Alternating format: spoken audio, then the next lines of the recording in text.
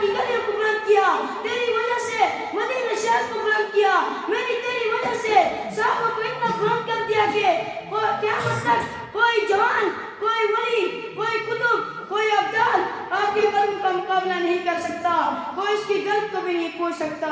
اسی لیے کہ جو تیرا صحابی بنا وہ بھی کائنات میں بلند ہو گیا۔ ہمارا نبی، نبیوں کا نبی، اللہ تعالیٰ نے اور بھی انبیاء دنیا میں بھیجے، کوئی نبی بستی کے لیے، کوئی شہر کے لیے، کوئی قوم کے لیے، کوئی علاقے کے لیے، کوئی ایک ملک کے لیے، لیکن ہمارے پیغمبر صلی اللہ علیہ وسلم کو دیکھو، ہمارا نبی آسمانوں کا نبی، زمینوں کا نبی، شمس و قمر کا نبی، شجر و حجر کا نبی، تحت و ثری کا نبی، عرش معلی کا نبی، اور ہمارا نبی تمام نبیوں کا نبی۔ قرآن کہتا ہے وَرَفَعْنَا لَكَ ذِكْرَكَ، ہم نے تیرے ذکر اور تیری شان کو اونچا کر دیا۔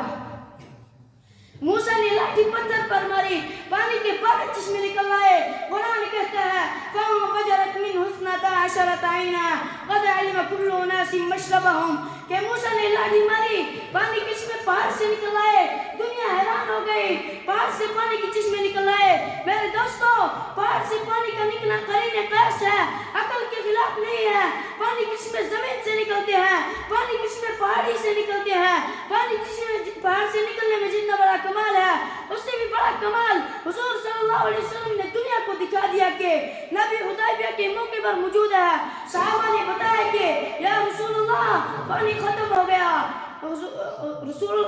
صحابہ نے بتایا کہ یا رسول اللہ پانی ختم ہو گیا۔ حضور صلی اللہ علیہ وسلم نے فرمایا پانی کا ایک پیالہ لاؤ، پیالے میں تھوڑا سا پانی تھا، آقا نے نبوت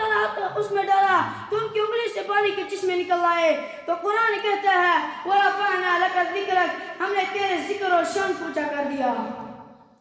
دعا کی قبولیت، حضور صلی اللہ علیہ وسلم کے پاس حضرت ابو ہریرہ رضی اللہ عنہ آئے اور فرمایا یا رسول اللہ میری ماں کے لیے دعا کرے۔ حضور صلی اللہ علیہ وسلم نے نبوت والا ہاتھ اٹھایا اور فرمایا اللہم اہد ام ابی ہریرہ رضی اللہ عنہ، اے اللہ ابو ہریرہ کی ماں کو ہدایت عطا فرما۔ یہ دعا کرتے ہی ابو ہریرہ رضی اللہ عنہ اٹھے اور گھر کی طرف بھاگے جا رہے تھے، کسی نے بازو پکڑ لیا اور پوچھا اے ابو ہریرہ کہاں جا رہے ہو؟ فرمایا گھر جا کر دیکھنا چاہتا ہوں کہ پہلے میں گھر پہنچتا ہوں یا محمد صلی اللہ علیہ وسلم کی دعا پہنچتی ہے۔ گھر پہنچے تو دیکھا دروازہ بند ہے، تھوڑی دیر کے بعد دروازہ کھلا تو دیکھا ماں غسل سے فارغ ہو کر فرمانے لگی اے ابو ہریرہ جلدی کر مجھے رسول اللہ کے دروازے پر لے جا کر کلمہ پڑھا دے۔ تو اسی بات پر قرآن کہتا ہے وَرَفَعْنَا لَكَ ذِكْرَكَ، یہ نبی کی شان ہے۔